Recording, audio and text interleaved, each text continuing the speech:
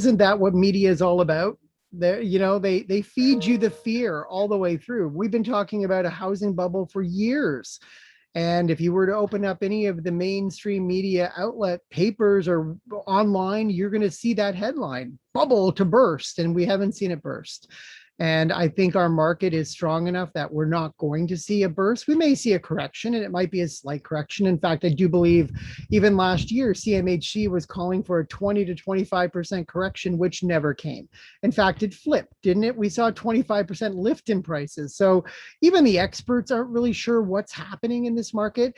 But I think from a mortgage standpoint, I think from a interest rate standpoint, yeah, you're going to see a slight increase, my opinion. I don't think you're going to see a very heavy increase simply because I think people will be destroyed if that happened.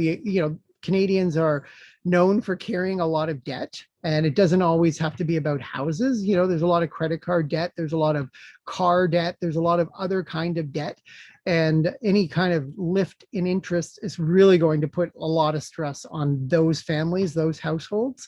So I think you may see a small increase in interest rates, and it may be incremental over the next couple of years, but I certainly don't think we're going to see a jump from where we are now at 2% to 9% or 8%. These aren't the 80s, but anything is possible. We don't know, as evidenced by experts' predictions that are completely wrong.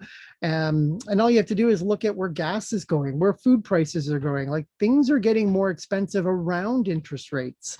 And it's quite possible that the inflationary tactics that are happening around us may just hold back interest rates from being increased. But again, that's just my opinion. That's my observation.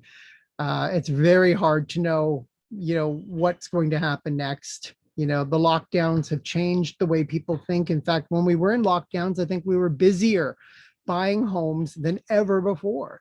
Even at the beginning of COVID, when people were afraid to go and visit homes were selling like hotcakes.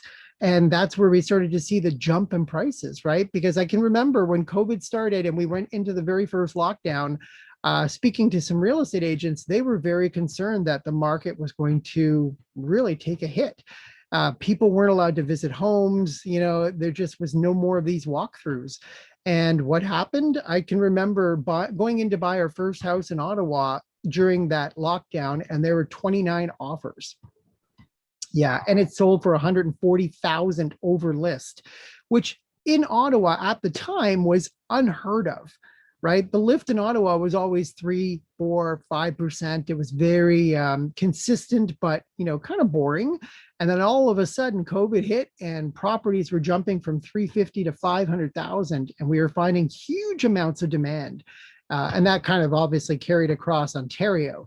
So it's going to be an interesting time. I wouldn't read too much into everything that the media is talking about. Of course, their job is to give some truth as well as some information to sell, right? Because they still have to make money.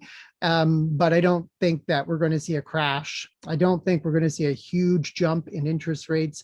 I think it's still a good time to buy, even though I do believe homes are overvalued. I just don't see how home prices can come down. As long as we have a supply issue, there's always going to be demand for that one house that comes on the market.